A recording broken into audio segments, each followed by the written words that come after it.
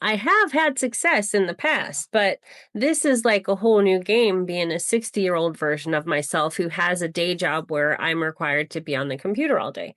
Welcome to Fit the Right Way. My name is Andrew Spitzer. I am a personal trainer and life coach. And today we are doing something a little different on my channel, trying to mix things up a little bit and add a little human touch and authenticity to my game.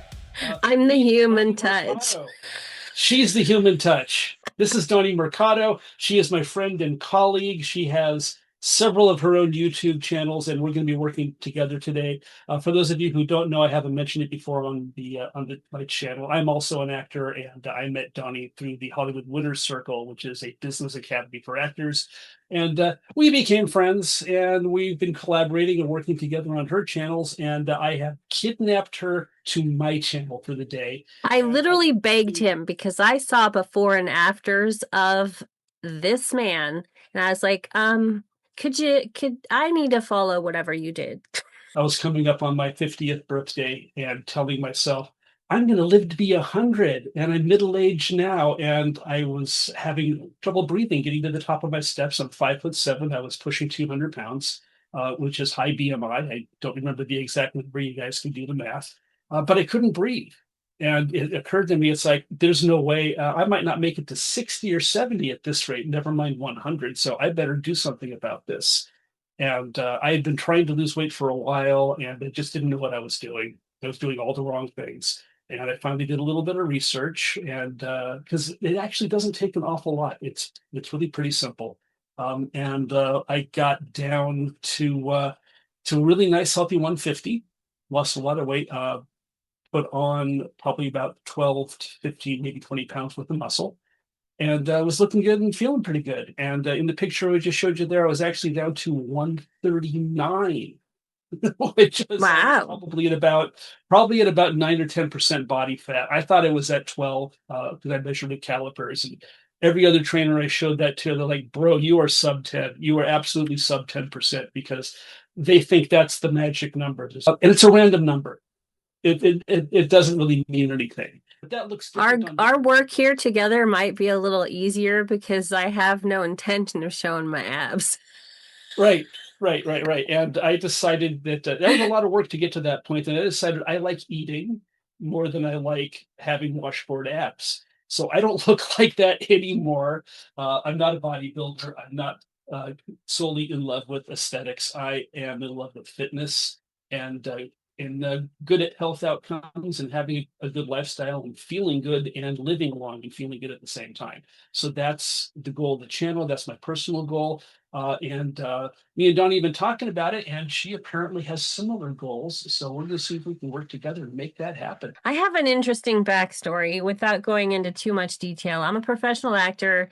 I did the whole thing, the MFA at NYU, and I was smaller then, but it was not against the rules to body shame. A literal teacher once said to me after doing this scene from Cat on a Hot Tin Roof, and I was small.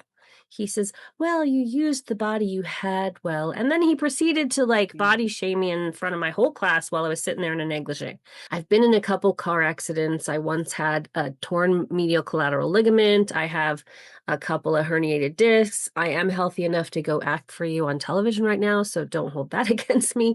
But I'm not going to go run 5 miles and starve myself and take some drug that is the fashion of the industry right now to be some super skinny person. I have no interest in that, but I do look at you and your channel as a very good example of, hey, you know what? I like what you say about just starting at your baseline and building from there and starting on the floor. I watch your shorts about that. And I recognize that at 60 years old, I should be aiming at being healthier. So that's my Fantastic. spiel. That's why I'm here. I'm very excited to learn from you. Pet tax. Everybody say hi to Milton. That's how I attract eyes to my channel. I'd love to talk a little bit about the problem of body shaming. I actually was thinking about doing a whole separate video just on that, because it is a huge problem in fitness. Even the best ones, some of the people that I follow, that I have a lot of respect for, love to use a term they call it skinny fat.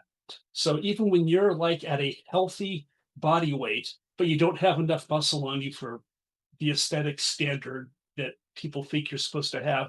They call that skinny fat, I've which never is even so heard of so that. ridiculous. Yeah, I'm yeah, yeah. happy to say I've never heard of that. That irritates me, Yeah. that phrase. It's like, wow, really? What does that even mean? It's an oxymoron. You're skinny, but you're fat. It's because the idea of having fat or being fat is like that's the negative. Wherever you Yeah. are in your fitness journey, wherever you are in your path, we can just throw that little negative out there to make you feel bad about yourself. It's okay if Yeah, you're that I did a video on the word yeah. obese. I think it's very irritating that the medical industry slaps that label on people. We changed how we talk about so many things in this world. I mean, all right, call me fat, I'm fat, whatever, I don't care. But obese just has such a connotation and it's all subjective. Like it's none of their dang business. You want to tell me my numbers, you want to say, okay, your BMI should be at this level to be healthier because of your heart or because diabetes runs in my family, then we're talking. And there's even a big controversy about BMI right now and has been for a while. BMI is bullshit, man. Right? Oh, And the reason for that is twofold. One, because um, if you have a significant amount of muscle tone, you've put on, you've been working out, you've been lifting weights, you have a significant amount of muscle, that adds weight, right? So people that are building muscle usually aren't trying to lose weight, they're trying to put on weight. And mm. that's going to kind of throw things off a little bit because the idea of lowering your body weight could mean a lot of different things. It could be losing body water. It could be losing adipose tissue. Actually, you don't really ever. Here's the rub too. You don't really actually lose adipose tissue, right? Adipose tissue is kind of there to stay unless you remove it surgically. You I don't burn even know what that is. when we think of body fat, adipose tissue is the tissue that stores triglycerides, which are fats. So everything you consume gets metabolized one way or another. Whether it's protein, fat, or carbohydrates, your body has a way of processing the raw material and Hmm. purposing it for various metabolic processes in your body, whether it's brain function, which actually creates a caloric load, whether it's other organ function, physical activity throughout the day, or activity you're doing in the gym. Everything has a caloric cost to it. And And your I have a body can take, question. uh-huh. So isn't it true that losing muscle would then cause you to lose weight, but you don't want to lose muscle as we age. We want to maintain or gain muscle because we'll be stronger for it. Isn't that correct? 100% for a couple of reasons. First of all, just for your basic functionality, when people talk about mobility issues, especially as we age, well, mobility is primarily a function of strength. If you don't have strength, you're not mobile.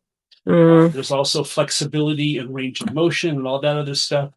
But usually, when people lose mobility, they're losing muscle tissue. It's a sarcopenia, right? They're kind of wasting. The muscle tissue is breaking down, and they're not building it back up again. So that's one thing you want to pay attention to.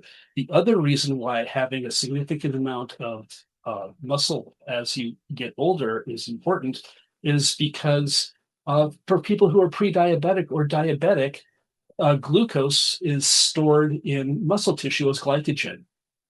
Hmm. That keeps it out of your bloodstream. And if you have a problem generating sufficient insulin to handle your blood glucose, that's got to go somewhere.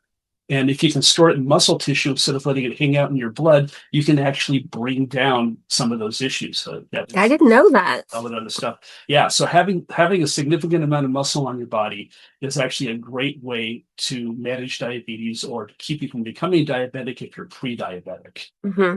So that's kind of a big deal.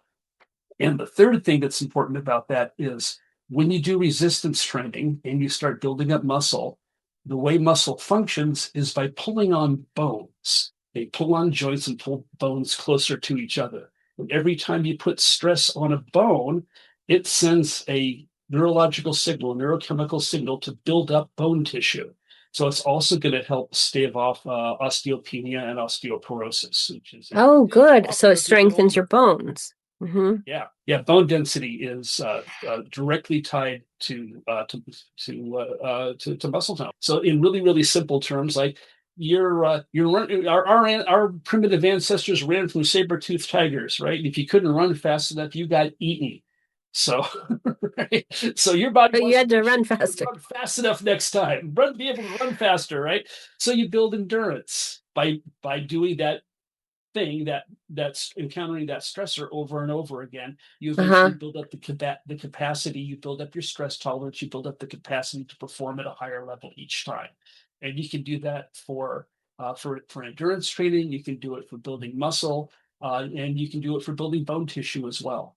And resistance training is probably one of the best ways to hit all three of those at the same time. So I'm a big advocate of resistance training. So what would be a good starting point for someone who has been leading a somewhat sedentary lifestyle? Because 3 years ago I got a Watch the job next working on video my and follow inventory Dawnnie's for journey. training. Like and subscribe. Join the Long Game Collective. We're building a different kind of community here.